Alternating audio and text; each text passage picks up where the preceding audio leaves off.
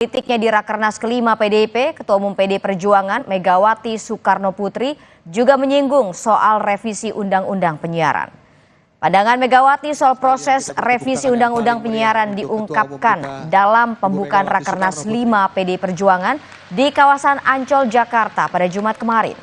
Megawati mengatakan pers punya peran pengawasan dan dalam proses kerjanya turun langsung ke masyarakat. Megawati heran mengapa jurnalisme investigasi dibatasi.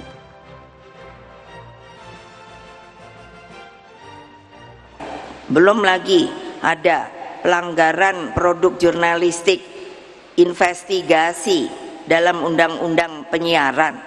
Loh, untuk apa ada media? Makanya saya selalu mengatakan, kamu tuh ada dewan pers loh.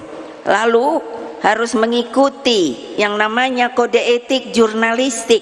Lah kok nggak boleh ya kalau ada investigasinya? Loh, itu kan artinya pers itu kan apa sih? Menurut saya dia benar-benar turun ke bawah loh.